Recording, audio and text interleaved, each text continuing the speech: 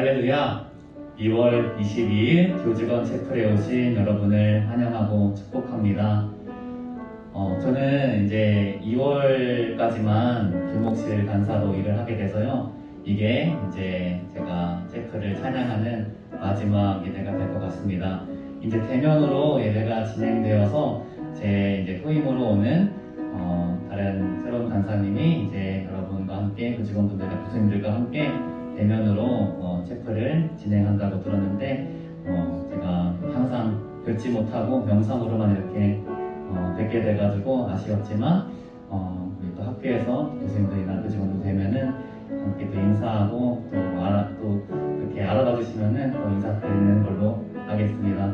제가 기도함으로 예배 시작하겠습니다.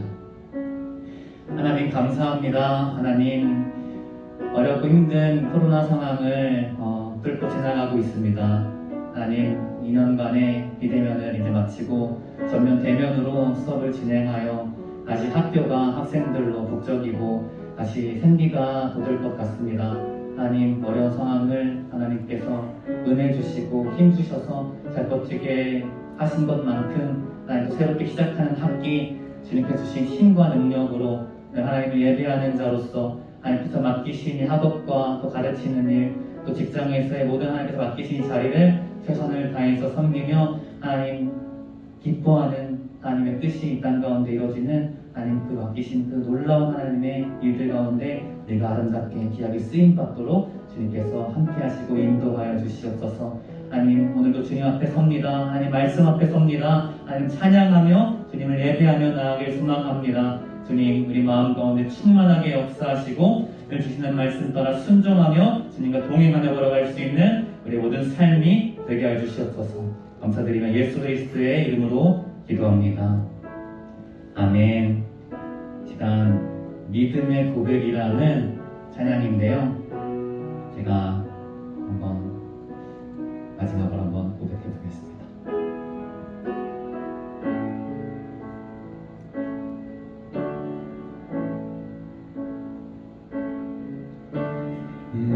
나의 약함하시는 주님 강하게 날 돋드네 좁은 길을 외면하려 할 때로 나 이끌어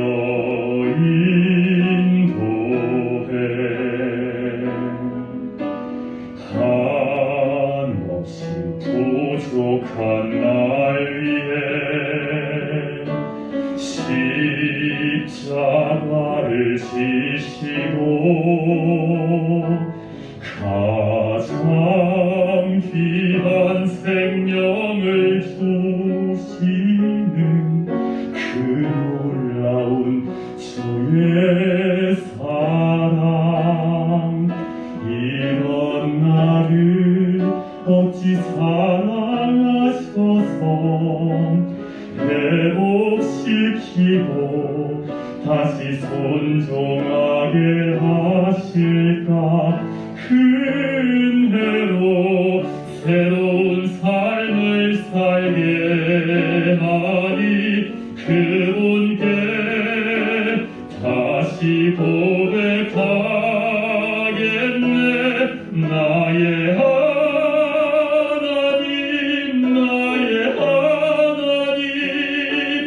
내게 주신 사랑 본받아 나로 인해 저 사망의 길 헤매는 사람들을 주께 돌아오게 하소서 나의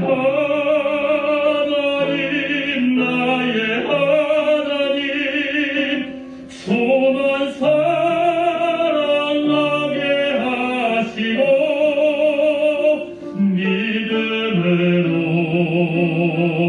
세상을 이기며 날마다 승리케 하여 주소서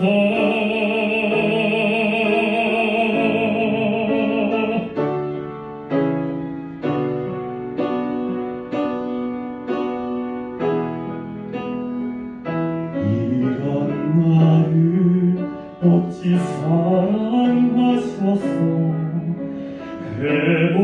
회복시키고 다시 순종하게 하실까. 그대로 새로운 삶을 살게 하니 그분께 다시 고백하겠네.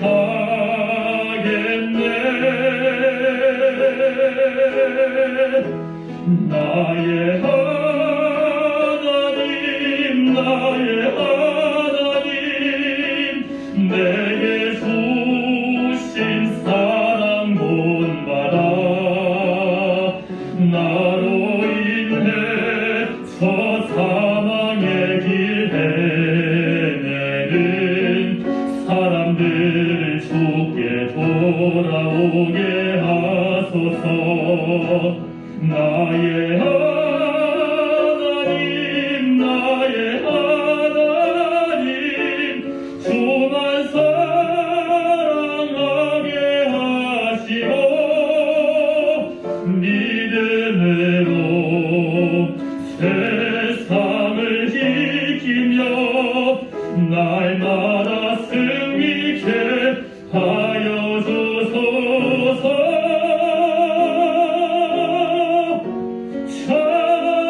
찬양과 감사로 날마다 승리케 하소서.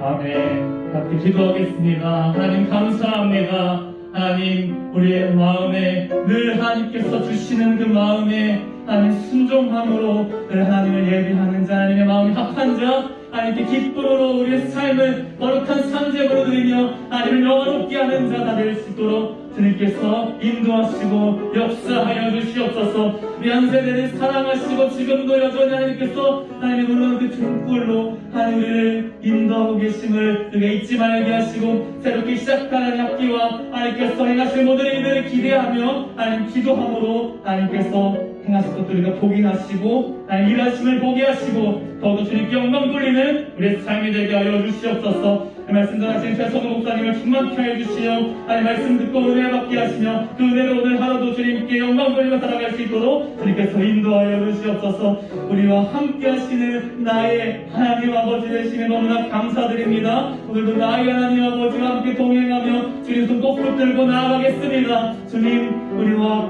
함께 하시며 너무나 감사드립니다. 주님 사랑합니다. 주님을 예배합니다. 주님 우리를 받아주시고 하나님 주님의 뜻을 행하여 주시옵소서. 감사드립니다. 그리고 주 예수 그리스도의 이름으로 기도합니다. 아멘.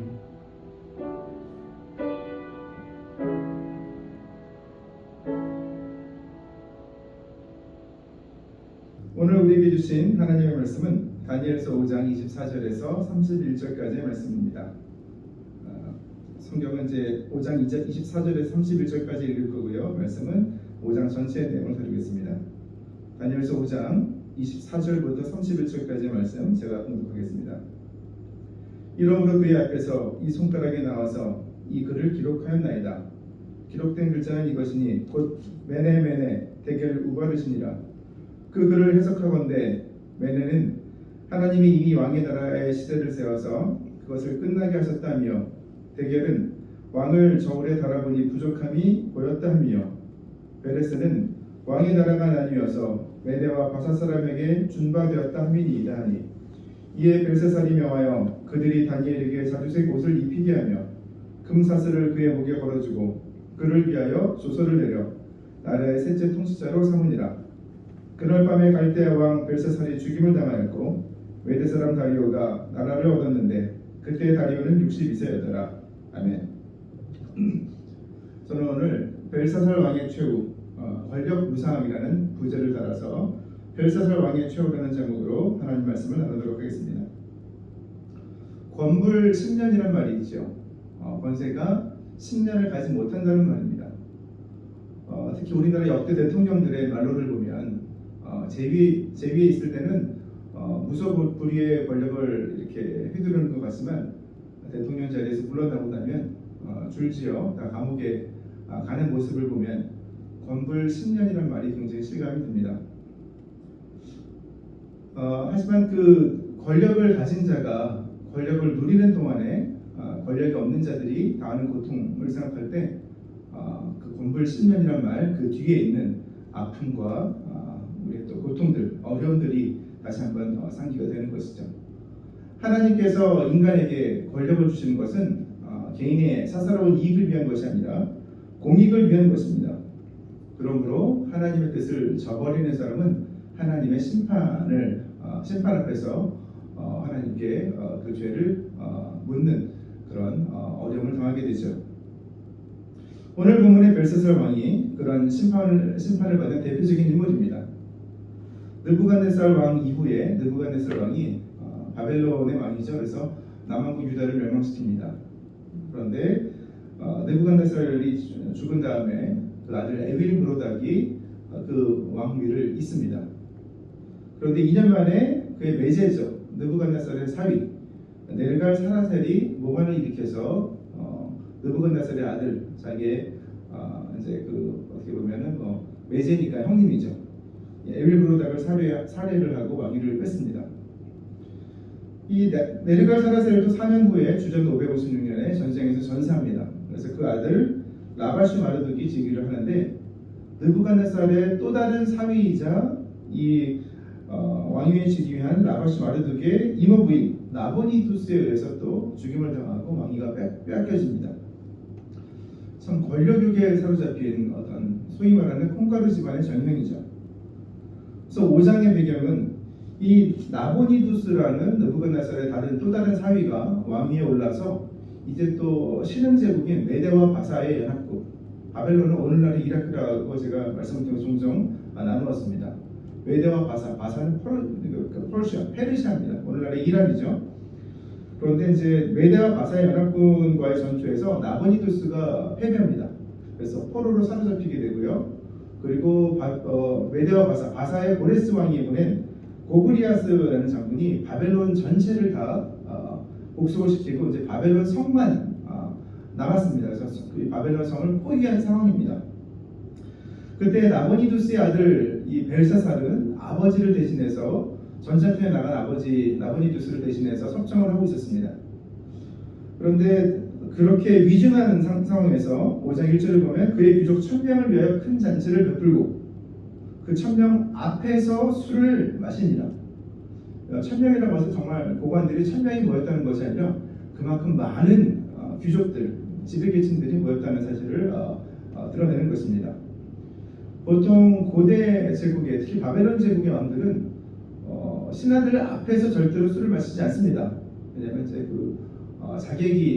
자객을 보내서 계속 살해당할 위협이 있기 때문에. 그리고 보면 이 벨사살의 이모부들이 계속 또 어떻게 보면 이제 그 에빌브로덕 같은 경우에는 그러면 사실 이제 어떻게 되죠? 수가 고모부 정도 이모부가 아니라 어떻게 되죠? 외삼촌 정도 되겠죠. 네.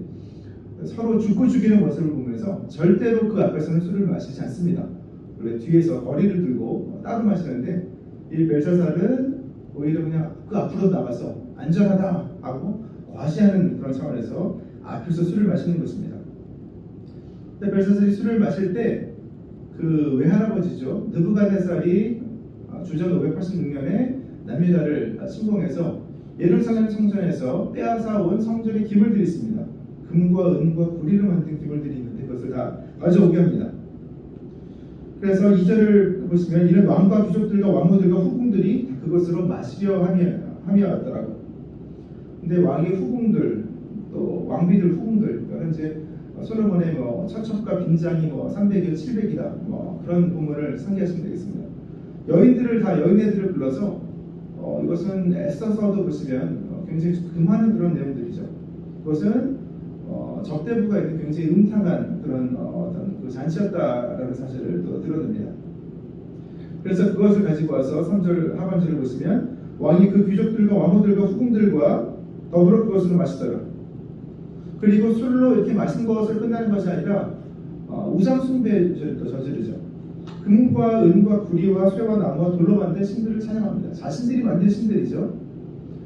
원래 바벨론의 신은 마르둑인데 벨은 수메르 지역의 신인데 바벨론이 주변국을 공속하면서 다 이제 이름을 갖다 붙인 겁니다. 그래서 벨 마르둑이라고도 부르죠. 이 벨사살이라는 이름 자체가 벨이여 보호하소서라는 뜻입니다. 벨사살이 그래서 굉장히 이런 위중한 상황 가운데서 벨이여 보호하소서, 자신들이 만든 신들 그리고 그 신들의 가장 높은 벨 마르둑에게 기도를 하고 있는 것이죠. 그때 잔치가 이제 굉장히 이렇게 무르익었을 때 갑자기 호련히 벽에서 사람의 손가락이 나옵니다. 손이 나와서 왕궁 촛대 맞은편 석회벽, 촛대 맞은편이니까 굉장히 밝은 곳이죠. 어떻게 보면 이 강당을 그 예를 들면 이 뒤에다가 파워포인트 슬라이드가 어떤 그 스크린이 내려오면서 거기다가 갑자기 글씨가 사람 손이 나와서 글씨를 쓰는 겁니다. 굉장히 불길하고 기괴하죠. 이거를 본 왕이 6절을 보시면 질기다 얼굴빛이 변합니다. 생각이 번민, 굉장히 괴로워하는 거죠. 그리고 넓적다리 마디가 녹는 듯하고 그 무릎이 서로 부딪힌지라 털썩 주저앉았을지도 모릅니다. 그런데 이 잔치를 배설하고 잔치를 주관했던 왕이 가장 먼저 번민하고 괴로워했다는 사실은 그가 가장 불안해하고 두려움에 떨었다는 사실을 또 드러내죠. 왕이 그래서 크게 소리 지릅니다. 바벨론의 지혜자들, 술객과 갈대와 술사들, 점쟁이들 다 불러오게 하고, 그래서 이 글자를 썼는데 히브리어도 마찬가지고 아람어도 마찬가지인데 아람어를 썼는데요. 모음이 없기 때문에 자음만 써서는 무슨 뜻인지 모릅니다. 예를 들어서 히읗, 리을, 이응이라고 하면 여러분 그게 무슨 말인지 잘 모르시겠죠. 저는 할렐루야를 염두에 두고 그 자음, 그 음가를 말씀드리는 것인데 모음을 모른다면 우리가 제대로 그 뜻을 알 수가 없어요. 그래서 이 벨사살 왕이 굉장히 불길해서 모든 사람들 다 이제 바벨론의 지혜자들을 소집을 합니다. 그래서 누구를 방문하고 이 글자를 읽고 그 해석을 내게 보이면 자주색옷, 이것은 조기에서 나오는 자주색, 이것은 이제 로마 시대까지도 왕족들이나 있는 그런 그 자주색 물을 들인 것은 옷감이 가장 귀중한 값비싼 옷감입니다. 그래서 왕족이나 있는 자주색 옷을 입히고 금사슬을 그의 목에 걸어주고 나보니두스와 벨사살을 잇는 세 번째 통치자로 삼겠다고 이렇게 선포를 합니다. 이제 왕의 지혜자들이 다 오죠. 그런데 전혀 알지를 못합니다. 괜히 자음 몇 개에 써있는 거 보고 잘못 해석하면 큰일 나는 것이죠. 그런데 10절에서 왕비가 들어오죠. 근데 이 왕비는 왕이 배설한 잔치에 그냥 마음대로 들어올 수 있는 왕비는 이러면 안 됩니다. 나중에 이제 바사 제국의 에스더도 아하수에도 헬라 이름으로 이제 크세르스죠. 그리스 페르시아 전쟁 2차 전쟁을 일으켰던 왕 앞에 함부로 들어오면 왕비는 죽임을 당할 수 있습니다. 그래서 느부갓네살의 아내인 대왕 데비 또는 이 벨사살의 어머니 데비 정도가 아닐까라고 학자들은 추측을 하죠. 와서 이 왕비가 와서 데비가 와서 대왕 데비 내지는 데비가 와서 말을 하죠. 왕의 나라에 거룩한 신들의 영이 있는 사람이 있습니다. 왕의 부친, 사실 그 부친이 아니고 히브리어와 아람어에는 벤이라든지, 그러니까 아민의 아들 벤 아민, 영어로 맥도날드 하면은 맥은 아들이라는 뜻이죠. 썬부터 아너드에서 맥도날드 하면 도널드의 아들이라는 뜻이죠. 히브리어에도 이제 벤 아민 하면 벤은 아들이라는 뜻입니다. 그래서 아민의 아들이라는 뜻인데 아버지는 이제 아부라는 뜻이거든요. 아부가 아버지의 뜻인데 조상들도 다 아버지라고 합니다. 왜냐하면 할아버지 조상들을 나타내는 그런 가리키는 용어가 없기 때문에 그렇습니다. 그래서 왕의 부친, 왕의 조상, 왕의 할아버지 느부갓네살 때 그때 명철과 지혜가 있는 사람이 있는데 그 사람은 유대 사람입니다. 지금 주전 609년에 이제 포로로 끌려왔을 때 그때 다니엘의 나이가 15세 정도 되는 소년입니다. 청년이죠. 그래서 지금 80세 정도가 된 다니엘은 이미 은퇴를 했습니다. 그런데 그 다니엘을 이제 소집하는 것이죠. 12절에서 왕이 벨드사살이라 이름하는 이 다니엘은 마음이 민첩하고 지식과 총명이 있어 능히 꿈을 해석하며 은밀한 말을 밝히며 의문을 풀 수 있었나이다. 이제 다니엘을 부르소서 그리하시면 그가 그 해석을 알려드리리이다 라고 얘기를 합니다. 그래서 내려오죠. 그래서 네가 그렇게 해석을 잘한다는데 해석을 해주면 너에게 자주색 옷을 입히고 금사슬을 두르고 셋째 통치자로 나보니두스 왕과 나 벨사살을 잇는 셋째 통치자가 되게 하리라 그랬더니 다니엘이 17절에서 왕의 예물은 왕이 친히 가지시고 왕의 상급은 다른 사람에게 주었소서. 그럴지라도 내가 왕을 위하여 이 글을 읽으며 그 해석을 아뢰리이다. 어떤 재물과 권세 때문에 해석을 한다는 것이 아니죠. 그래서 온전한 중심으로 해석을 해드리겠습니다 라는 뜻입니다. 다니엘의 말이 이렇게 시작합니다. 왕이여, 지극히 높으신 하나님께서 왕의 부친 조상 외할아버지 느부갓네살에게 큰 영광을 주셨는데, 느부갓네살이 앞에 사장을 보시면 다니엘서 4장에는 교만해서 나 느부갓네살은 내가 하고 자기를 높이죠. 그러다가 7년 동안 정신 이상이 되어서 왕좌에서 쫓겨나게 되죠. 그러다가 나중에 결국 지극히 높으신 하나님께서 21장 하반절을 보시면 사람 나라를 다스리시며 자기의 뜻대로 누구든지 그 자리에 세우시는 줄을 알기에 이르렀나이다. 그러면서 22절에서 벨사살이 왕은 그의 손자 그의 자손 그의 아들이 되어서 이것을 알고도 그것을 마음을 낮추지 아니했기 때문에, 그리고 이제 죄를 이야기하는 거죠. 그 성전 그릇을 가져오고 이런 음란한 잔치를 벌여서 이런 나라가 위태로운 상황에서 선 빼고 다 빼앗긴 상황에서 하나님을 바라보는 것이 아니라 거짓 우상들을 움켜쥐는 그런 모습을 보였기 때문에 그래서 이렇게 기록한 것입니다. 이것은요, 벨사살을 향한 다니엘의 어떤 입술을 통한 교훈은 앞에 선배들이 권력을 탐하다가 무수히 무너지는 모습을 보았음에도 불구하고 새로이 권력을 잡은 사람들이 똑같은 일을 반복한다는 거, 그런 현상에 대한 일각이죠. 우리 한세대학도 마찬가지고요. 어떤 조직이든 조금 불민스러운 그런 리더십 모습을 보였을 때 새롭게 또 그 자리를 차지한 사람들, 굉장히 무겁게 들어야 되는 그런 다니엘의 입술을 통한 벨사살 왕뿐만 아니라 모든 새롭게 자리를 얻은 사람들이 들어야 될 교훈인 것입니다. 그래서 이런 글자가 기록됐죠. 메네메네 대겔 우바르신. 메네는 카운트, 세다는 뜻입니다. 대겔은 저울에 달다는 뜻입니다. 그리고 이제 아르는 어머니 페레스인데 이것은 나뉘다, 디바이디드, 분열된다는 뜻이고, 우는 그리고라는 접속사고요.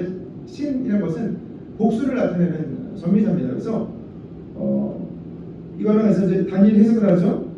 왕의 나라의 시대를 카운트했는데 이제 끝이 됐습니다. 그래서 왕의 치적을 저울에 달아보니까 왕이 심판을 받은 의의 추와 어떤 그 죄악의 추인데 죄악의 추를 기울여서 왕이 이제 심판을 당하게 되어서 나라가 다른 나라들에 의해서 우바르 신 페레스에다 인이 붙었어요. 나라들에 의해서 이제 나누어지게 되었습니다. 이것이 심판입니다라는 뜻이죠.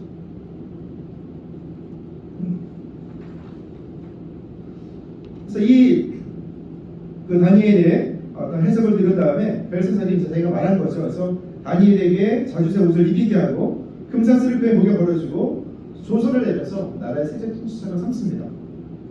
그런데 아무런 효력이 없죠. 그날 밤에 갈대아 왕 벨사살이 이 고브리아스 장군의 군대에, 메데와 바사의 군대에 이제 점령을 당해서 죽임을 당하게 됩니다. 그리고 메데 사람 다리오, 메데와 바사가 연합군이죠. 바사의 고레스 왕이 실권을 가지고 있는데, 이 메데 사람 다리오가 일종의 소왕 내지 군봉왕으로서 피정복제인 바벨론 지역만 다스리는 소왕이 되는 것이죠. 그래서 다리오가 나라를 얻었는데 그때 다리오가 62세였더라. 역사적 사실을 기록하면서 이런 성경의 교훈을 우리에게 생생하게 전달하고 있습니다. 벨사살 왕이 이렇게 비참한 최후를 맞이하게 된 것은 단순히 우상 숭배 때문이 아닙니다. 물론 사도 바울은 고린도전서 3장 17절을 통해서 누구든지 하나님의 성전을 더럽히면 하나님이 그를 멸하시리라 이렇게 말씀하셨지만 그것 때문이 아닙니다. 벨사살 왕의 시대가 끝났고 하나님의 때가 되어서 심판을 했는데 그의 치적이 의가 아니라 죄악으로 기울었기 때문에 나라가 나누어지게 되는, 나라가 멸망하게 되는 그런 비참한 그런 최후의 주인공이 된 것입니다. 권력이 이렇습니다. 우리 부제가 이제 권력 무상이죠. 권력은 항상 동일하지 않습니다. 명나라 때부터 청나라 때까지 중국의 궁궐이었던 자금성이 있죠. 자금성에는 좀 특이한 점이 있습니다. 나무가 한 그루도 있지 않습니다. 왜냐하면 자객이 나무에 숨었다가 나뭇가지에 숨었다가 왕을 이렇게 시해할까봐 그게 겁이 나서 나무를 다 베어버리게 했던 것입니다. 굉장히 을신년스러운 그런 궁궐이죠. 스스로의 힘으로 권력을 유지하려는 인간의 마음이 이렇게 사상한 것과 같습니다. 그런 권력을 가진 사람들의 어떤 일대기를 보면 이게 참 권력이 무상하다는 사실을 다시 한번 깨닫게 되죠. 우리가 가진 지위와 기회는 하나님께서 잠깐 우리에게 허락하신 것에 불과합니다. 그렇기 때문에 그 허락하신 것에 대한 계수, 카운트, 매네, 세는 시기가 반드시 옵니다. 하나님의 때가 되면 그때의 대계를 저울에 달아서 하나님께서 우리에게 주신 그런 기회와 지위를 통해서 우리가 했던 것, 우리가 이 땅에서 했던 일에 대한 그런 평가가 저울에 다는 대계 작업이 있게 됩니다. 그때 계수하는 저울의 수가 의로 기울게 될지 악으로 죄로 기울게 될지는 우리가 행한 일에 달려 있습니다. 결국 권세를 가진 사람 눈에 드는 것, 그리고 권세를 가지고 사람들 위해 군림하는 것, 이것은 하나님 없이 그런 마음을 갖는다면 굉장히 무서운 것입니다. 다른 말로 하면 우리가 이번에 이제 새 학기를 시작하죠. 새롭게 리더십 포지션을 맡은 분들, 취한 분들, 새롭게 얻게 되신 분들, 새롭게 보직자가 이번에 다 변경됐죠. 작년 말에 새롭게 보직을 갖게 되신 분, 그리고 교수의 자리에서, 직원의 자리에서 학생들을 대하시면서 교직원은 훨씬 더 기득권이 있죠. 어떤 마음으로, 어떤 소명의식을 가지고 어떤 섬김의 자세로 그들을 대할지 다시 한번 돌아보면서 사람이 아니라 하나님을 바라보면서 마음의 중심을 온전히 하는, 그래서 하나님께 충성을 드리는 2022년 새학기 되시기를 주님의 이름으로 축복합니다. 하나님 하나님 감사합니다. 새로운 학기를 시작하며 다니엘서 5장 본문을 통해 다시 한번 이 땅에서 하나님께서 우리에게 허락하신 귀한 시간들과 기회들, 또 자리들을 돌아보게 인도하심을 감사합니다. 우리에게 허락하신 하나님의 은혜를 바라보며 하나님을 먼저 바라보며 이 땅에서 온전히 충성을 다하는 우리 한세대학교 교직원들, 한세가족들 다 되게 인도하여 주옵소서. 어려운 시기에 학생들을 온전히 섬기게 인도하여 주시고 학생들을 미래의 귀한 지도자들로 길러내는 귀한 하나님께서 온전히 세우신 한세대학교 될 수 있도록 하나님 날마다 은혜 더하여 주옵소서. 지금은 우리의 머리 되신 예수 그리스도의 은혜와 아버지 하나님의 극진하신 사랑과 보혜사 성령님의 내주 충만 교통하심이 우리를 눕히시기도 하시고 낮추기도 하시고 우리를 들어 쓰시기도 하시고 내리기도 하시는 하나님을 바라보며 믿음으로 2022년 1학기 승리하기를 다짐하는 사랑하는 한세 가족들의 머리 위에 지금으로부터 영원토록 함께 계실지어다.